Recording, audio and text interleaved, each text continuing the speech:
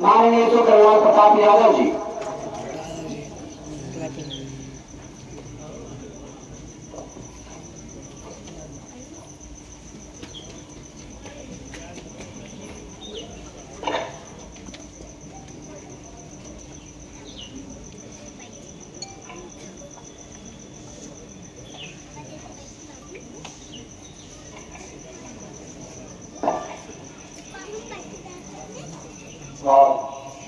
श्रद्धांजलि के कार्यक्रम में मैं सत्यनारायण जी को श्रद्धा सुमन अर्पित करता हूँ तथा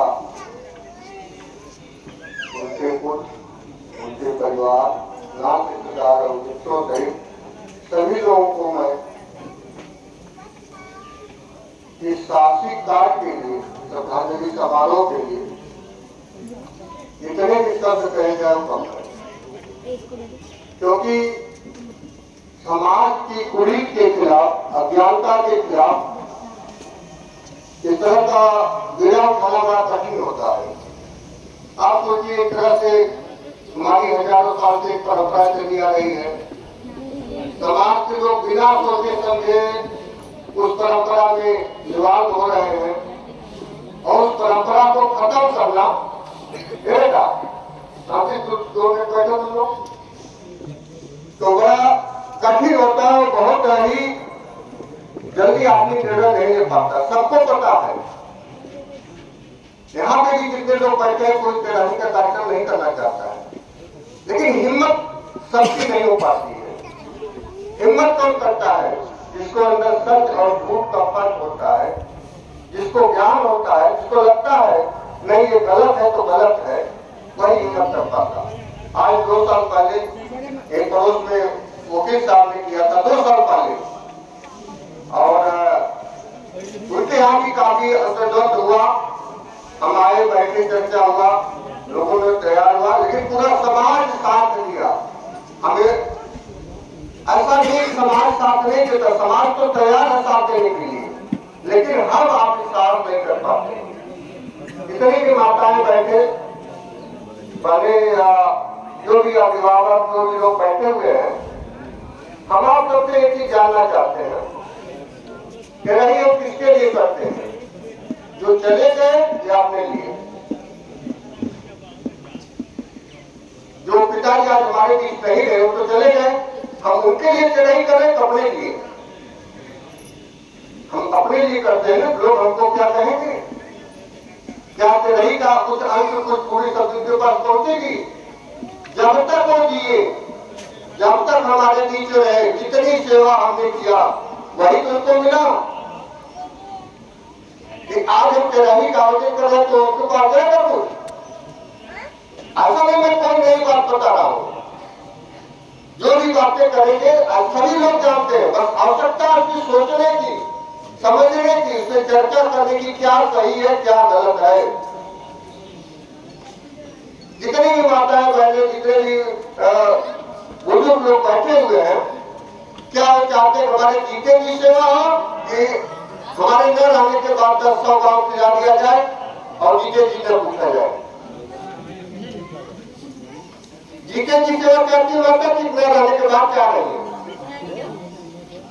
जीते जी ना, जीते जी जब तक हम जी रहे वही होना चाहिए।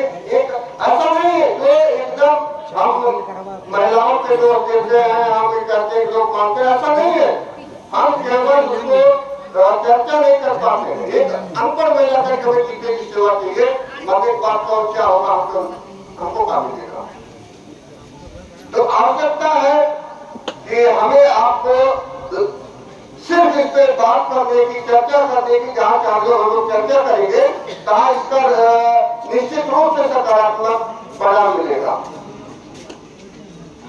एक चीज और आप सबसे हम जानना चाहते हैं, हमारे यहाँ भोज कब बनता है, पकवान कब बनता है? सुख में कि दुख में?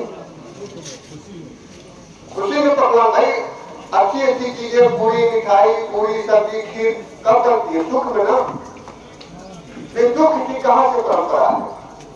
गलत है कि नहीं है? जितने लोग बैठे हैं, एक चीज और जानना चाहता हूं, किसकी अंतरात्मा करती है जो खुशी खुशी पूरी चढ़ाई का भोज करता है?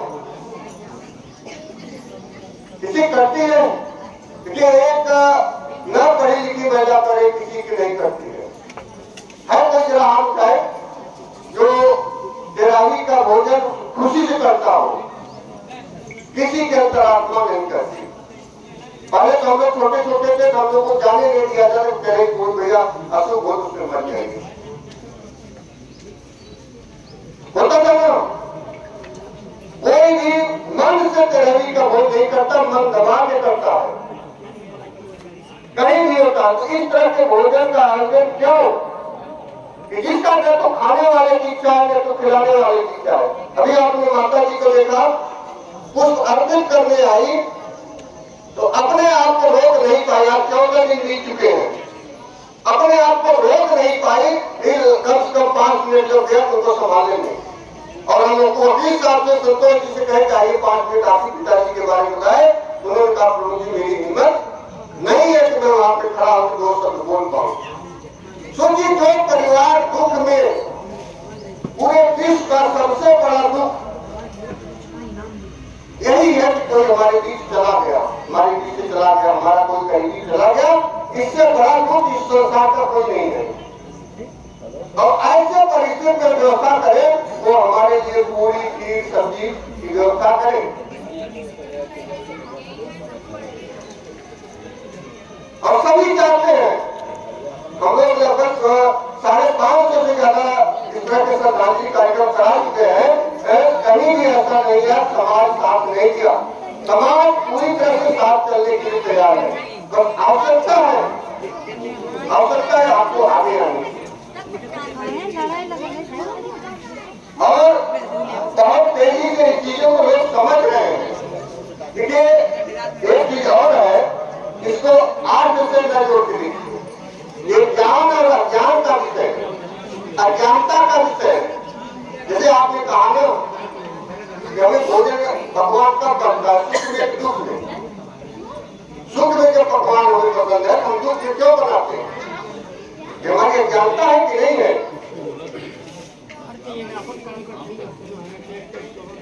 थोड़ी देर साथ रहिए, माता जी कुछ आप लोगों को मिलेगा, यहाँ पे बिल्कुल ज्ञान मिलेगा जो बहुत दूर तक आप लोग ले जाएगा। जो हमारा शरीर लाभ से नुकसान है, जो हमारा बहुत लंबा नुकसान है, वो हमारा बचता नहीं। देखिए, इसको खर्चे से मत जोड़िए, ये अज्ञानता का विषय है। हम जान रहे हैं हमारा मन नहीं कर रहा है, हमारे नाथ रिश्तेदारों का मन इस तरह का भोजन का नहीं करता है, हमारे मित्रों का नहीं करता है, हम बेईमान से खाते हैं, फिर भी हम खिलाते हैं, ये हमारी अज्ञानता है। अरे भाई, आपको खिलाना है तो घर में 10 लोग हैं कि हर महीने जन्मदिन मनाइए, हर महीने कुछ मनाइए कि हम भी खाए और खुशी खुशी खाए तो बुरा खाए। जिस भोजन को हमारे करने की इच्छा नहीं है, ऐसे भोजन के लिए हम अपने नाथ रिश्तेदारों को, परिवार को, भाई जो भी आएगा अपना होगा, चाहे अपने मित्र होंगे, चाहे नाथ रिश्तेदार होंगे, चाहे दोस्त होंगे, चाहे 5 पड़ोस होंगे। तो जिसकी अंतरात्मा इस तरह के भोज करने की किसी की नहीं करती, हम इस तरह के भोज को क्यों फूकते हैं? ये हमारी अज्ञानता है। अज्ञानता इसलिए है, हम लगातार ये है कि परंपरा हमारी चली आ रही है, उस परंपरा का हमें निर्वहन करना। परंपरा हमारे हिंदू धर्म में ये भी थी, सती प्रथा थी, जहाँ पति के न रहने पर महिला को जिंदा जला दिया जाता था कि नहीं? मतलब अगर हमारे पिताजी की मृत्यु हो गई, हमारी माता जी को जिंदा उस हाथ में जला दिया जाता था, यदि धर्म की प्रथा थी। सोचिए कितना जघन्य अपराध था। अगर आप सोचेंगे तो रोना कांप जाएगा। इसी धर्म की परंपरा थी। क्या हमारे बीच कोई नहीं रहा, उसकी पत्नी को उसमें जिंदा जला दिया जाता था। ऐसे तरह तरह क्यों मरती रही होगी? क्यों मरने किया? अगर हमारा धर्म सही था, क्यों बंद किया गया? क्योंकि बहुत जघन्य अपराध था, लोगों के देख करके रोने काम चाहते थे। उसी तरह से आज भी ये समाज में छोटी मोटी धर्म में या इस समाज में इस तरह की कुरीतियां हैं जिसे बंद होना चाहिए। और आज वकील साहब ने बहुत ही साहसिक और बहुत ही अच्छा काम किया। पूरे परिवार ने जो इस तरह का निर्णय लिया, नहीं हम ये अज्ञानता का काम नहीं करेंगे। तो अज्ञानता काम कौन कर सकता है? जो ज्ञानी आदमी होगा ना, जो आदमी कम पढ़ा लिखा होगा, सोचने समझने की क्षमता कम होगी, वो नहीं कर पाएगा, वो ऐसा निर्णय नहीं ले पाएगा। निर्णय वही लेगा जिस जिसके अंदर सोचने समझने की क्षमता हो, ज्ञान हो। इसको ऐसे मैं समझा दूं, अगर हमें एक गिलास पानी दीजिएगा, हम बार बार देखिए चीजों से हम इसलिए चाहते हैं, हमें इस अज्ञानता से निकलना है, हमें समाज को बचाना है। और आप लोगों के बीच में ही नहीं, आजमगढ़ से जौनपुर से तमाम लोग जिसका कोई परिचय नहीं था, जैसे अभी आप देखें मंगेश जी को वकील साहब कोई मतलब नहीं, लेकिन इनके है अगर समाज के लोग काम कर रहे हैं तो अपना हम पूरा दिन भर चलेंगे और इस काम को करेंगे, उसमें सहयोग करेंगे।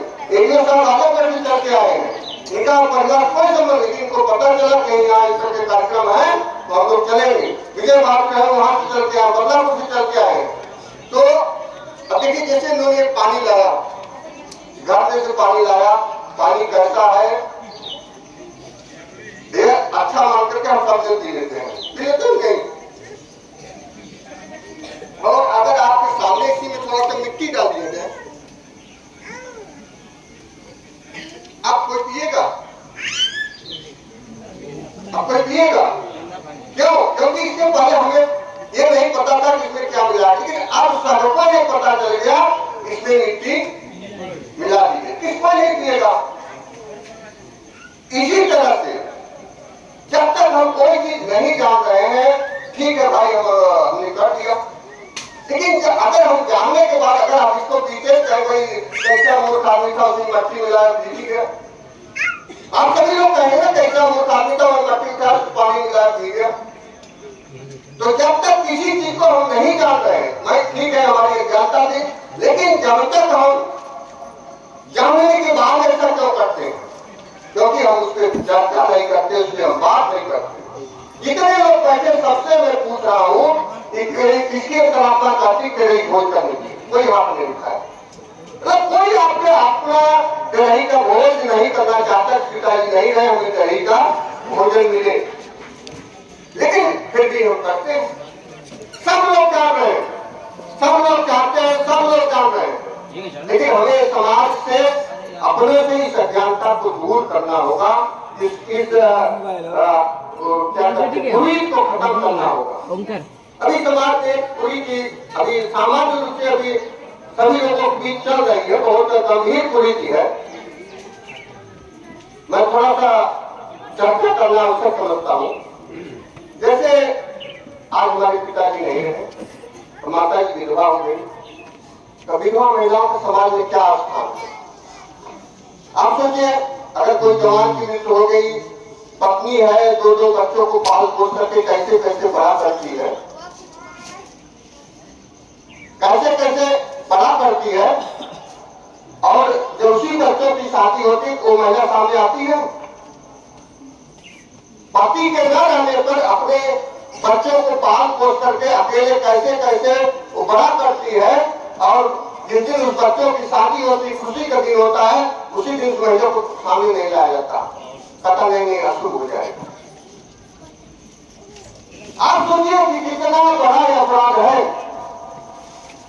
अब तो थोड़ा धीरे धीरे लोगों में जागरूकता आ रही, कम होता नहीं, पहले तो हम लोग बाहर निकालते थे तो निकलते कोई विधवा महिला करने लगे, अफसूस हो गया। आप सोचिए जो महिला पति पत्नी दोनों हर संघर्ष कर जीवन यापन कर रहे हैं, यहाँ एक महिला अकेले अपने बच्चों का जीवन यापन करके कैसे संघर्ष कर रही है, उसको हम अशुभ समझ रहे हैं। ये हमारी अज्ञानता है। वो महिला तो उससे ज्यादा साहसिक है, ज्यादा हिम्मती है, वो अकेले अपने बच्चों को पाल पोस के बड़ा किया, और हम ऐसी महिलाओं को सबसे पहले शादी विवाह में पहला आशीर्वाद दिलाते हैं। वो अशुभ महिला नहीं है, वो हमारी सबसे साहसिक, हम लोगों से ज्यादा।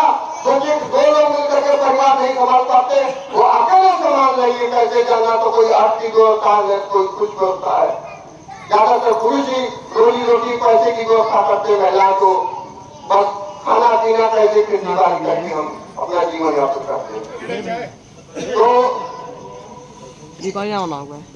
समाज का एक बढ़ता है।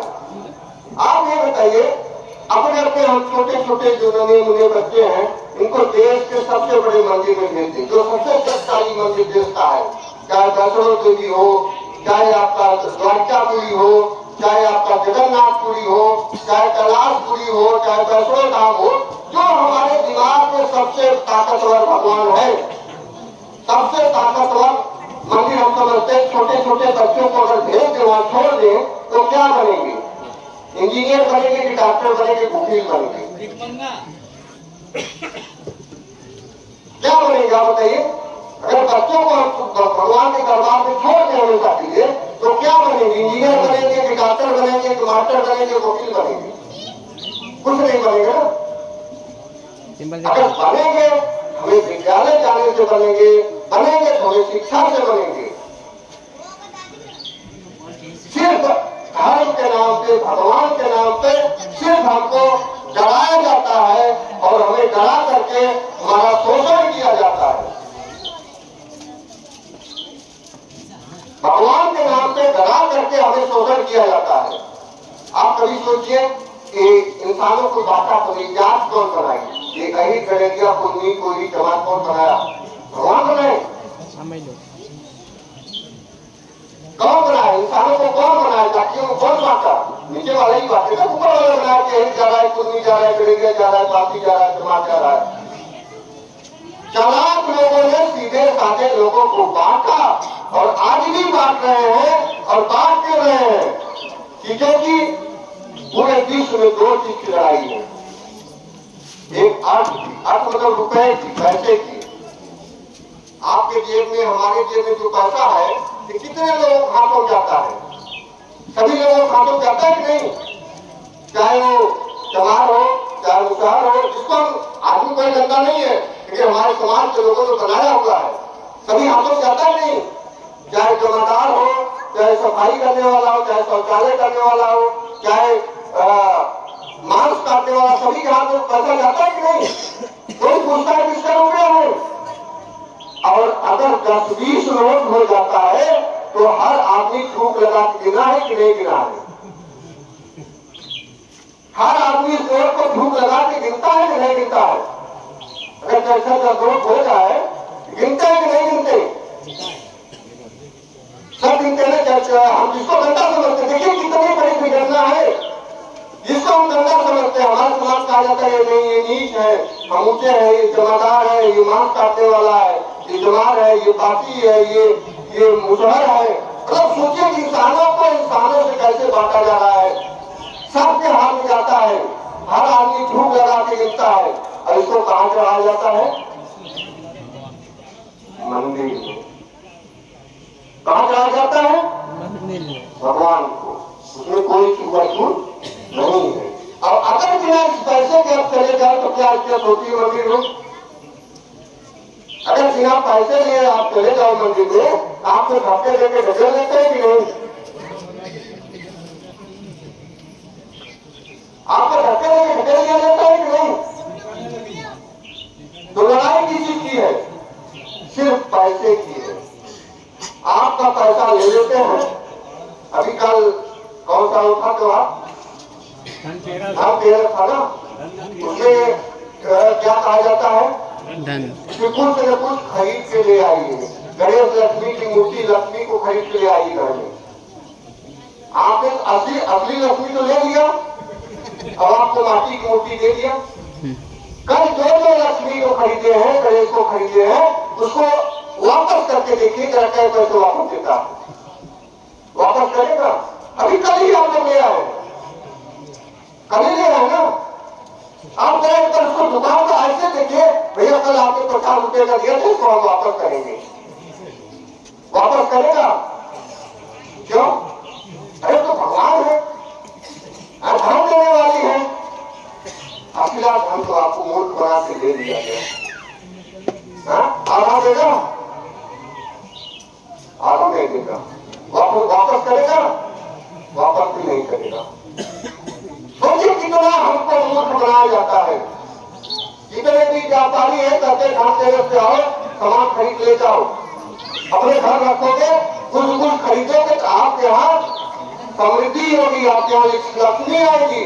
और अपनी लक्ष्मी को अपने घर तक ले रहा है तो आपका विकास होगा, उनका विकास होगा। सोचिए जरा, देखिए ऐसा कहीं मैं कहीं नई बात बता रहा हूँ, तो आपके बीच में ये सब प्रश्न इसलिए छोड़ रहा हूँ। हमें इस अज्ञानता से, इस ग्रस्त से बचना होगा। पूरा का पूरा धंधा डर का धंधा है। नहीं करोगे अनिष्ट हो जाएगा, आपके पति मर जाएंगे, आपके बच्चे मर जाएंगे। मूर्ति आती है तो उसमें पूजा पाठ कराया जाता है, उसमें प्राण डाले जाते हैं, प्राण प्रतिष्ठान कराया जाता है ना। प्राण प्रतिष्ठान होता है ना, जिसे हम प्राण डाल रहे हैं। तो अगर हमारे जीते कोई आदमी अगर खत्म हो जाता है, मर जाता है, उसमें प्राण क्यों नहीं डाल सकते? वो तो मिट्टी की है। लेकिन ये मूर्ति तो जिंदा इंसान है, पूरा सब कुछ, अभी खून भी है, अभी सारे अंग भी है, तो प्राण ही तो डाल रहा है। लेकिन लगातार हमें आपको ठगा जाता है, हमें आपको धर्म के नाम पे लूटा जाता है और हमें जगह जगह फंसाया जाता है। अभी कोरोना था ना, पूरे विश्व में कोरोना था ना, चाहे हिंदू हो, चाहे मुसलमान हो, चाहे सिख हो, चाहे ईसाई हो, और पूरे देश में सभी धर्मों के सभी दरवाजे सबसे पहले बंद हो गए थे कि नहीं?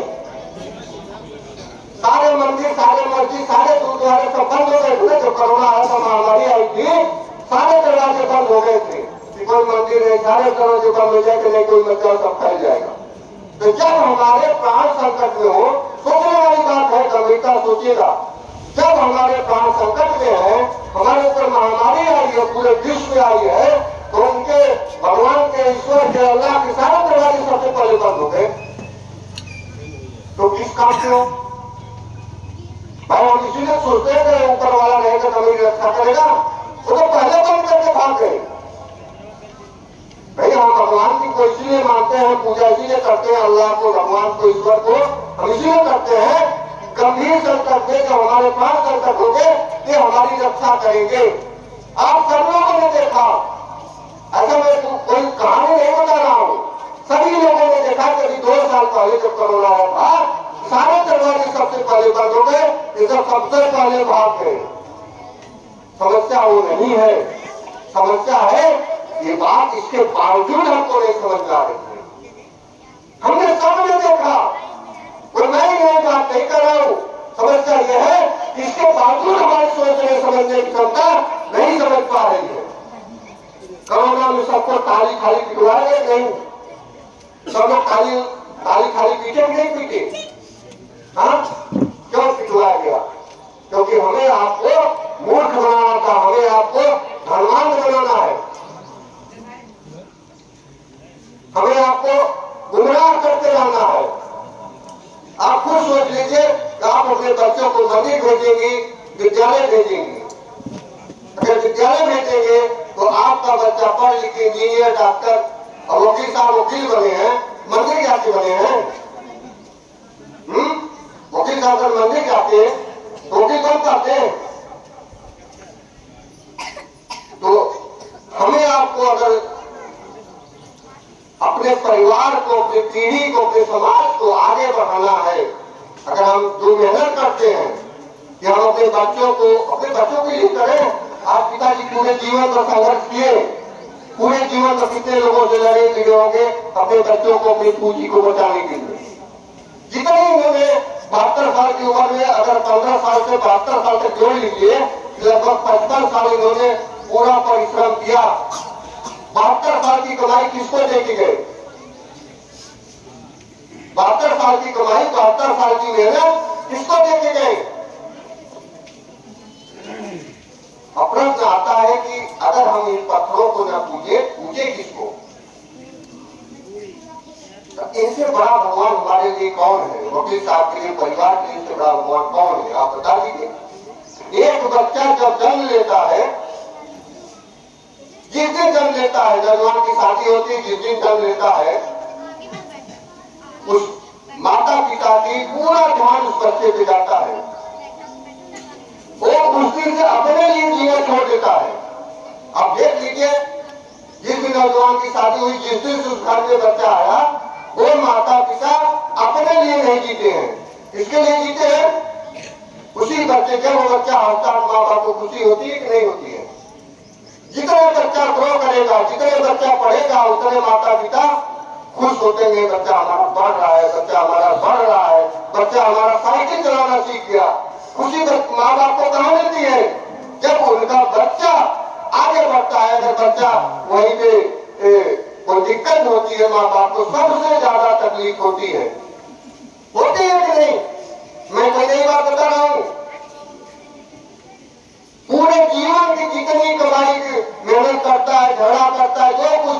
अपने परिवार के लिए सब कुछ अपने बच्चों को देके जाता है। उससे बड़ा हमारा भगवान कौन है? माँ बाप से बड़ा हमारा भगवान कौन है? आप बता दीजिए। और जिस मूर्ति की पूजा हम करते हैं, जिस मंदिर की हम पूजा करते हैं, वो हमको क्या देता है? सिवाय हमें ठगने के, सिवाय हमें लूटने के, सिवाय हमें मूर्ख बनाने के। भाई आपने देख लिया, अगर हम स्कूल जाएगा हमारा बच्चा तभी इंजीनियर डॉक्टर बनेगा, मंदिर से नहीं बनेगा। सबको पता है। हम कुछ करेंगे, कुछ मेहनत करेंगे तभी हमारे पास कुछ आएगा। और जो हम पैसा कौड़ी चढ़ाते हैं वो भी हमारा बेकार चला जाता है। भगवान को पैसे कौड़ी की क्या जरूरत है? आप बताइए। अच्छा यही नहीं, बात यही नहीं है। सबको पता है जो हम मंदिर में फूल चढ़ाते हैं, जो क्या मूर्ति सूखती है? जो मंदिर में हम फूल चढ़ाते हैं क्या मूर्ति सूखती है? जो लड्डू खाते हैं चढ़ाते हैं क्या वो मूर्ति खाती है? भगवान खाते हैं? सबको पता है इस बात को। जो हम पैसा चढ़ाते हैं वो भी ले लेते। वो नहीं बात नहीं बता रहा हूँ। समस्या ये हम देख रहे हैं कि हमारे फूल खा रहे चूक रहे हैं, न ये हमारे लड्डू ले रहे खा रहे हैं, न ये पैसा ले रहे हैं, फिर भी हम चढ़ाए जा रहे हैं। और सबको ये पता है कि पैसा कौन ले जाता है, पैसा कौन लेता है, सबको पता है। और पैसा लेकर के हमें आपको मूर्ख बनाते हैं। हमारा आपका पूजा पाठ के नाम पे, भगवान के नाम पे हमको ठगा जाता है, हमें लूटा जाता है और ऊपर से ठगवाई ली जाती है कि नहीं ठगे, हम ठगे जाते हैं और ऊपर से ठगवाई भी देते हैं। देते हैं कि नहीं? आप बताइए, अगर हम बीमार हो जाए, हमारा एक्सीडेंट हो जाए, हमें किस मंदिर में ले जाना चाहिए? अगर हमारा एक्सीडेंट हो जाए हमें किस मंदिर में ले जाना चाहिए? तो किस काम के? आप बताइए, हमारा एक्सीडेंट हो जाए तब भी काम पे नहीं आने वाले हैं। हम बच्चे को भेज दें तब भी हमारे काम नहीं वाले हैं। हमारे यहाँ महामारी आ गई तब भी किसी काम पे नहीं आने वाले हैं। लेकिन किस काम की मूर्तियां होती हैं? सभी लोग ट्राई करके देख लीजिएगा, घरों में जितनी आप लोग फोटो मूर्ति रखे हुए हैं, एक बार ऐसे ही ले जाकर दुकान को वापस करने की कोशिश करिएगा, देखिए लेता है कि नहीं लेता है। कुछ लोग कहेंगे पुरानी हो गई है, कुछ लोग कहेंगे पुरानी हो गई ना, जरा आप ये अंगूठी देख लीजिए, वो भी तो पुरानी हो गई, उसको ले लेगा कि नहीं? बताइए। सिकड़ी लेके जाइए, अंगूठी लेके जाइए, ले लेगा कि नहीं? क्यों? वो भी तो पुरानी हो गई है। सारी की सारी लड़ाई अर्थ की है, रुपए की है, धन दौलत की है और सत्ता की है। हमें आपको जात निपात से लड़ाया जाता है, धर्म के नाम पे मूर्ख बनाया जाता है, तरह तरह के हमें आडंबर सौंपे जाते हैं, तरह तरह के चीजों में हमें बताया जाता है, नए नए तरीकों से हमें जो आपको शोषण किया जाता है। आज इस कार्यक्रम में हम पुनः हम पूरे परिवार को जितने भी शब्द कहे जाए, क्योंकि ये छोटा मोटा कदम नहीं है, संतोष जी वकील साहब और पूरे परिवार ने जो है ये साहसिक कदम लिया है, साहसिक निर्णय लिया है, बहुत ही मतलब सराहनीय है। मतलब इसकी कोई तुलना नहीं की जा सकती। कोई अगर 10 लाख की तरह करके खर्च कर दिया जाए तो इसका कोई बराबरी नहीं कर सकता, क्योंकि ये समाज के अज्ञानता के खिलाफ उन्होंने श्रद्धांजलि किया है, समाज की कुरीतियों के खिलाफ किया है और समाज को आगे ले जाने के लिए, बौद्धिक सोच बढ़ाने के लिए, लोगों की सोचने समझने की क्षमता को आगे करने के लिए उन्होंने किया है, जिससे हमारी पीढ़ी आगे मजबूती से रह सके। हम लोग अपने लिए नहीं काम करते, हम लोग सब लोग अपने बच्चों के लिए काम करते हैं। हमारे आने वाली पीढ़ी सुरक्षित रहे, समृद्ध रहे। तो सुरक्षित समृद्ध तभी हो सकते हैं जब हम ज्ञानवान होंगे, हम वैज्ञानिक सोच रखेंगे। इसी के साथ मैं पिता सत्यनारायण जी को पुनः श्रद्धा सुमन अर्पित करते हुए यहाँ एक चीज और कहना चाहता हूँ कि ये देखिए मंगेश जी आजमगढ़ से चल गया है, विद्यालय के प्रबंधक है, इनको क्या पड़ी थी आने की? न तो इनका वकील साहब से कोई संबंध है, न उनके परिवार से, न नाती रिश्तेदार है। ये विजय बात जगह खड़े हुए जिन्हें ये बदलापुर से चल के आए हैं और कहा गया कि साहब मतलब ये आप आजमगढ़ से चल के आए हैं, हमारे यहाँ महिलाओं में एजीओ कॉर्पोरेट एजीओ एग्रीकल्चर थे, रिटायर्ड हो गए हैं, लेकिन लगातार समाज में जहाँ इस तरह के कार्यक्रम होते हैं घूम घूम कर जाते हैं और लोगों को अपना पैसा खर्च करके अपनी वो कर करके पूरा समय देते हैं कि जिससे हमारा समाज अज्ञानता से ज्ञान की ओर जाए और संगठित हो।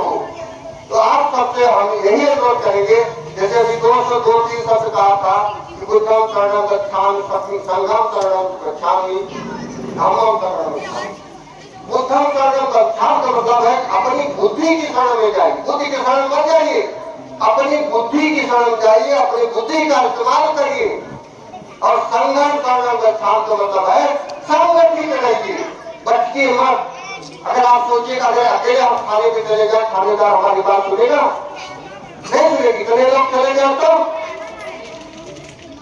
बस वही छोटी छोटी चीज जो मतलब ये 3 चीजें कि अपनी बुद्धि विवेक का इस्तेमाल करिए, हमें क्या करना चाहिए क्या नहीं करना चाहिए, जो गलत है उसे हमें त्यागना चाहिए और जो सही है उसको हमको स्वीकार करना चाहिए। दूसरा, हम संगठित रहे, आपस में हम लड़ाई झगड़ा न करें। हम करें हम दूसरे घर बुरा करना तो रखते हैं, हम नहीं है कोई दिक्कत न पड़े, वहाँ के लिए बनाएंगे